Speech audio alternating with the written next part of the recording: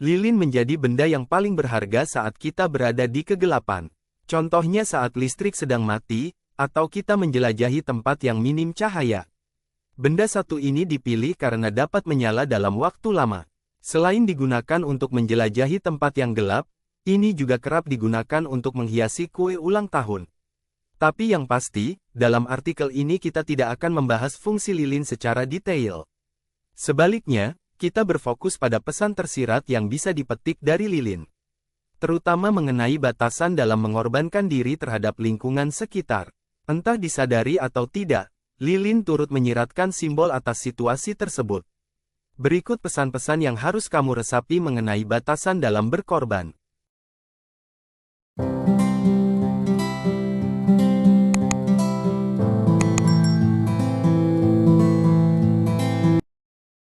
1. Berkorban bukan berarti menghancurkan diri. Keberadaan lilin sangat diperlukan saat kita berada di tempat yang minim cahaya. Contohnya saat kita sedang terjebak di tengah kegelapan. Tapi jika diperhatikan, keberatan lilin juga menyiratkan makna, terutama mengenai batasan berkorban yang harus kita renungkan kembali. Bukan berkorban secara asal, apalagi berkorban dengan mengesampingkan kepentingan diri sendiri. Ada catatan penting yang harus dijadikan sebagai prinsip. Berkorban bukan berarti menghancurkan diri. Menyediakan waktu dan tenaga untuk membantu orang lain merupakan tindakan mulia.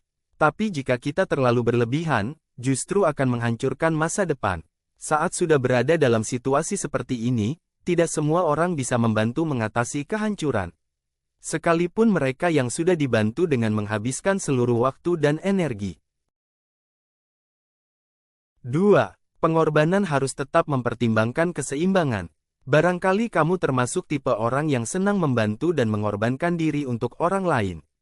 Tidak ada yang salah dengan tindakan tersebut. Sebagai manusia kita memang harus memiliki jiwa sosial.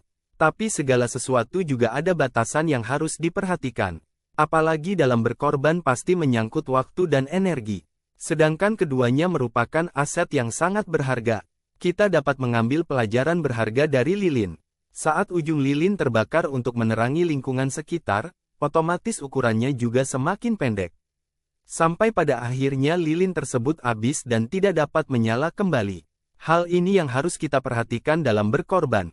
Keseimbangan harus tetap menjadi kunci utama, terutama keseimbangan mengenai hidup, pekerjaan, sampai dengan waktu untuk menyelesaikan urusan pribadi. 3. Jangan mengorbankan diri jika tidak diapresiasi. Sebagai manusia ada kalanya kita dibekali dengan empati. Hal ini tercermin dari jiwa sosial yang tinggi dengan kesediaan untuk membantu dan mengorbankan diri terhadap lingkungan sekitar.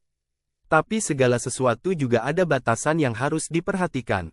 Apakah lingkungan atau seseorang mampu mengapresiasi pengorbanan yang kita lakukan dengan baik? Atau malah menginjak-injak dan menganggap orang yang sudah mengorbankan diri sebagai budak? Dalam hal ini kita perlu belajar kembali dari pesan tersirat yang disampaikan oleh lilin. Sungguh disayangkan jika kita mengorbankan diri namun tidak memperoleh apresiasi. Selayaknya lilin yang padam namun berakhir sia-sia. Apresiasi tidak harus diukur dengan balas budi dalam hal materi, namun ditujukan oleh sikap yang ramah dan mampu menghargai pengorbanan yang dilakukan dengan baik.